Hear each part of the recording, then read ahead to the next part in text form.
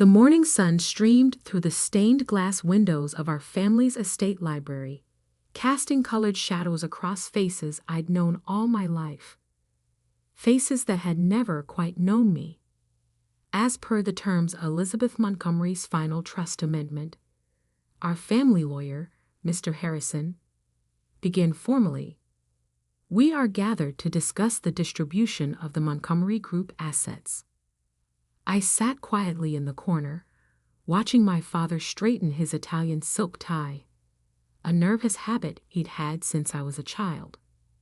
Next to him, my sister Victoria adjusted her Cartier watch, manicured fingers tapping impatiently on the antique mahogany table. 2 weeks had passed since we buried Grandma Elizabeth, the woman who'd built Montgomery Investments from a small family office into a $4.8 billion empire. 2 weeks of whispered conversations, hidden meetings, and not-so-subtle celebrations from those who thought they knew what was coming. They didn't. Before we proceed, Mr. Harrison continued, I should note that Mrs. Montgomery made several unusual requests regarding this meeting. Just get on with it, James, my father interrupted. We all know what Mother wanted. Did they? I thought, remembering the last 3 years of quiet Sunday afternoons in Grandma's private study.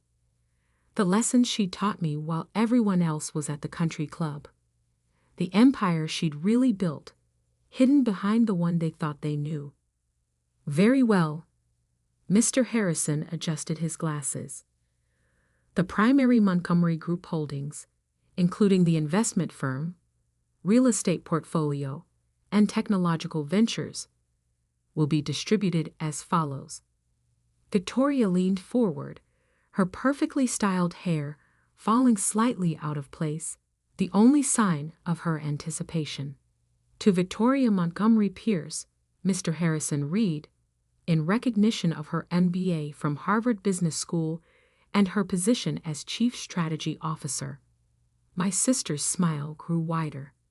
Shares amounting to 15% of Montgomery Investments, plus the summer house in Martha's Vineyard. The smile faltered. 15%? That's all. I suppressed a small smile, remembering Grandma's words. Watch their faces when they realize how little they really know. To William Montgomery, the lawyer continued, addressing my father, in recognition of 30 years of service as CEO.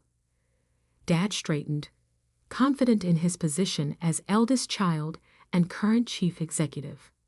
Shares amounting to 20% of Montgomery Investments, plus the London office property.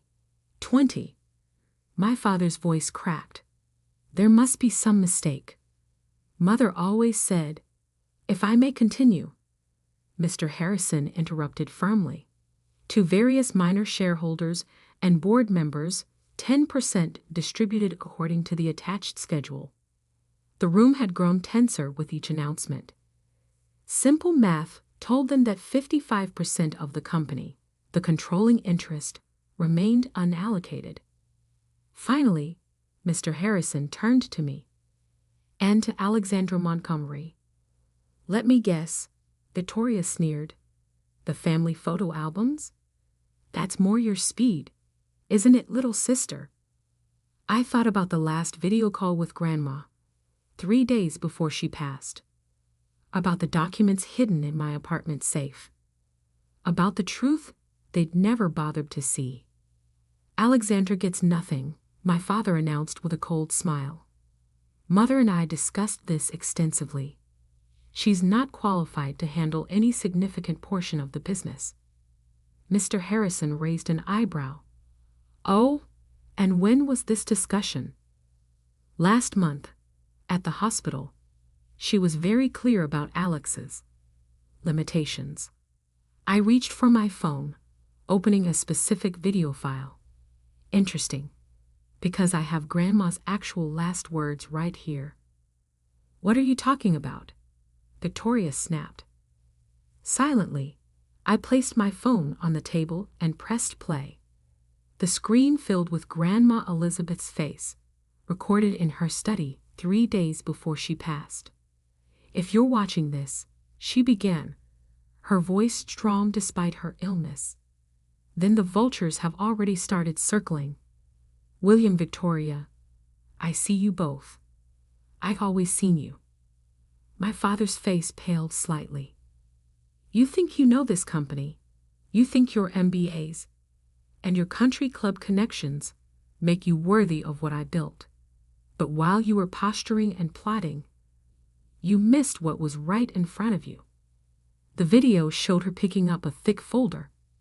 For the past 3 years, Alexandra has been running Montgomery Investments' Asian division. Under a different name, of course. Can't have you interfering with actual success, can we? Under her leadership, that division has outperformed all others by 300%. Victoria's head snapped toward me, but I kept watching the screen. But that's not all. Grandma continued. Show them, Alexandra. Show them what we built while they were too busy underestimating you. This was my cue. I pulled out my laptop, connected it to the library's display screen, and opened a series of documents. The Asian division was just the beginning, I said quietly. 3 years ago, Grandma asked me to audit the entire company. What we found wasn't pretty. Spreadsheets filled the screen, evidence of mismanagement, hidden losses, and questionable decisions under my father's leadership. You've lost $600 million in failed ventures that you've hidden from the board, I continued. Covered up 3 potential SEC violations, and nearly bankrupted our tech division with that merger you forced through last year.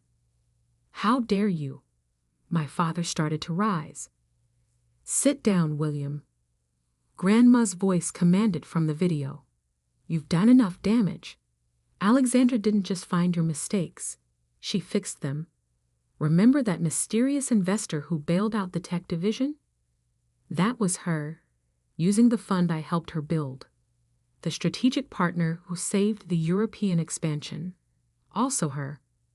I switched to another document, my personal portfolio overview. Their eyes widened at the numbers. While you were drinking champagne at board meetings, I said, I was learning, building, protecting what Grandma created from what you nearly destroyed. Impossible, Victoria whispered. You're the quiet one, the family disappointment. No, Grandma's voice corrected. She's the one who understood what really matters. Not titles, not appearances, but responsibility, vision, integrity.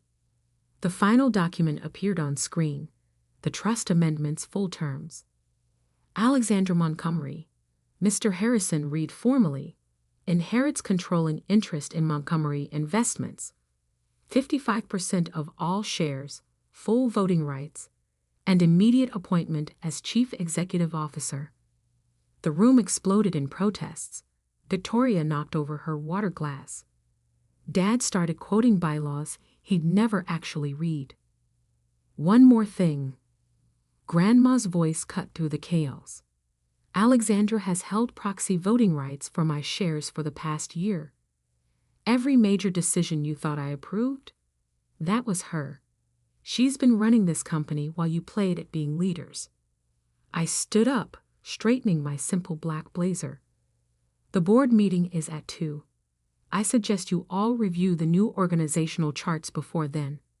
There are going to be some changes. You can't do this, my father sputtered. I'm CEO. The board works for me now. I corrected him. Just like they've actually been doing for the past year. They just didn't know it. As I walked toward the door, Victoria called out, We're your family. I turned back, remembering all the dismissive comments, the excluded invitations, the years of being treated as an afterthought. No, I said quietly. We're business associates now, and you both work for me. The video ended with Grandma's final words. Remember, Alexandra, power isn't in what they see. It's in what they miss while they're too busy looking down on you. I left them in the library, their world shattered like the water glass at Victoria's feet. Outside, my assistant waited with updated reports from our Asian offices. Time to show them what the quiet one could really do. The Montgomery Group's headquarters occupied the top 10 floors of a gleaming tower in downtown Boston. By 1:45 p.m., news of the morning's trust revelation had spread through all of them. I stepped out of the private elevator into what was now my executive floor, noting how quickly people's expressions had changed. Gone were the dismissive glances and condescending smiles. Now they watched me with a mixture of fear and fascination. The board members are already in the conference room, my executive assistant Michael informed me, and your father is demanding a private meeting before we begin. Is he? I smiled slightly. How's Victoria handling things? She's called 6 different lawyers in the past 3 hours. None of them willing to challenge the trust after seeing the documentation. I nodded, unsurprised. Grandma had spent decades building relationships with the best legal minds in Boston. They knew better than to cross her. Or now, me. The main conference room was a testament to the corporate power. Floor-to-ceiling windows overlooking the city, handcrafted furniture, and today, 12 very nervous board members. My father stood as I entered, his face a mask of barely controlled rage. Alexandra, we need to discuss this privately. No, we don't. I took my seat at the head of the table, his former position. Everything I have to say can be said here. I opened my laptop, connecting it to the room's display system. The screens came alive with data, performance metrics, project analyses, and financial reports. For those who haven't heard, there have been some changes in Montgomery Group's leadership structure, I began calmly. I now hold controlling interest and will be assuming the role of CEO, effective immediately. This is absurd, my father interrupted. The board won't. The board, I cut him off, has been watching our Asian division outperform every other sector for the past 3 years. Would you like to know why? I switched to a new slide, an organizational chart showing the division's structure under my leadership. While you were focusing on old business models and outdated strategies, I rebuilt our Asian operations from the ground up, modernized our technology infrastructure, established new partnership models, created actual value instead of just talking about it at charity galas. Several board members leaned forward, studying the numbers with newfound interest. Under the name Alexandra Shen, I've been running our most profitable division while you dismissed me as the family disappointment. I looked directly at my father. Did you ever wonder why you couldn't meet this mysterious executive who kept outperforming your targets? Victoria, who'd slipped into the room late, paled visibly. She'd spent months trying to arrange a meeting with Alexandra Chen, hoping to learn her secrets. The numbers don't lie, I continued. Our Asian division's ROI is triple the company average. Employee retention is 95% compared to your 60%, and we haven't had a single SEC compliance issue, unlike some other divisions. I switched to another document, a detailed analysis of the company's weaknesses under the previous leadership. Now let's discuss the changes that need to happen. For the next 2 hours, I outlined my vision for Montgomery Group's future. New technology investments, streamlined operations, enhanced compliance protocols. With each point, I could see the board members' expressions shifting from skepticism to understanding. Mr. Montgomery will transition to an advisory role, I announced, watching my father's knuckles Whiten on the armrest. Victoria will remain as Chief Strategy Officer, but with revised responsibilities. You can't demote me, my father protested. I built this company. No, I corrected him. Grandma built it. You nearly broke it. Would you like me to show everyone the real numbers from the European merger? He fell silent, finally understanding the depth of what I knew. As for the rest of you, I addressed the board. Your positions are secure, assuming you adapt to our new direction. First quarter targets and performance metrics are in the folders being distributed now. Michael moved around the table, handling out detailed documentation of my plans. One last thing, I added, pulling up a final document. This is my personal investment portfolio, the one I built while you all thought I was finding myself after college. The numbers spoke for themselves. $1 billion fund built through strategic investments and careful planning. Everything I've done for the past 3 years has been preparation for this moment. I learned every aspect of our business, built my own success to prove I could. And now, I'm going to fix what you all broke. Victoria finally spoke up, her voice trembling slightly. Why didn't you tell us? We're family. I thought about all the family dinners where they talked over me, the meetings where they'd ignored my suggestions, the years of being treated as an afterthought. Family, I laughed softly. Family would have seen me, would have asked why Grandma spent so much time with me in her final years, would have wondered why our Asian division's success coincided with my quarter-life crisis travels. I stood up, straightening my blazer. But you didn't see. You didn't ask. You didn't wonder. And now, you work for me. The shareholders, my father began, already know. I cut him off. The press release went out an hour ago. Our stock is up 12% on the news of new leadership. I nodded to Michael, who began distributing another set of folders. These are your new contracts. Review them with your lawyers if you wish, but they're non-negotiable. Sign them by tomorrow morning or clear out your offices.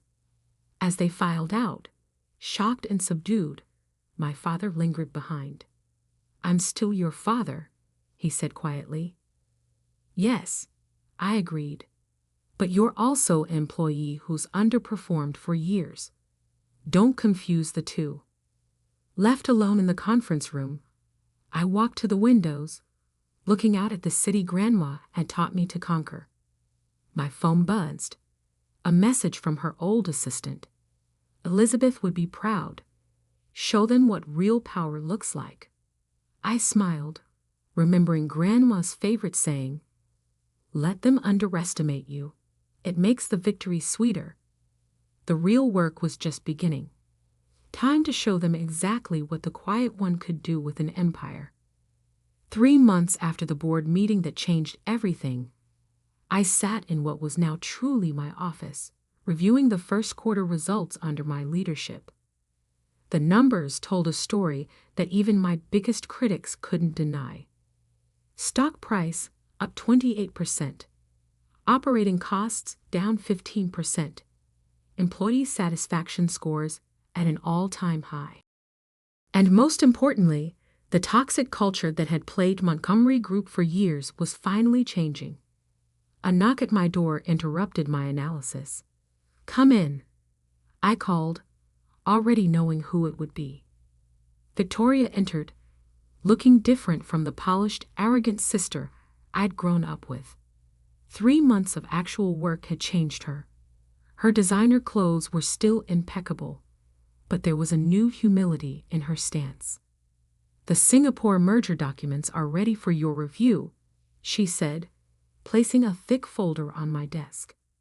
"And I found something else you should see." She hesitated, then pulled out an old leather-bound notebook. It was in Dad's private safe. I think you need to know the whole truth." I recognized the notebook immediately. Grandma's personal journal, the one that had gone missing after her death. "Sit down," I said, gesturing to the chair across from me. "Tell me why you're really here." Victoria sank into the chair, her composure cracking slightly. "I've been reviewing the old board minutes, trying to understand how we missed so much. And I found patterns. Things Dad did that didn't make sense." I opened the journal, already suspecting what I'd find. Grandma had told me pieces of this story, but never the whole truth. "He was embezzling," Victoria said quietly, "for years. Small amounts at first, then larger ones. Grandma knew, didn't she? That's why she chose you." I turned to a marked page in the journal, reading Grandma's elegant handwriting. "William thinks power is about control, about taking. He never understood that true power is about building, protecting, growing. But Alexandra, she sees it, just like I did at her age." "Did you know," Victoria asked, "about Dad's theft?" "I knew enough," I replied. "Grandma showed me the evidence 3 years ago. It's why we started preparing for this transition."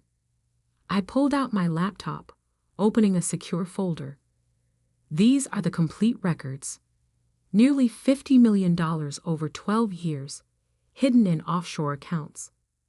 Money that should have gone to employee pensions, research and development, company growth." Victoria's face paled. "What are you going to do?" "What I've already done," I said calmly. "The money has been recovered and returned to the appropriate accounts. Dad's assets have been frozen, and he has exactly one chance to make this right."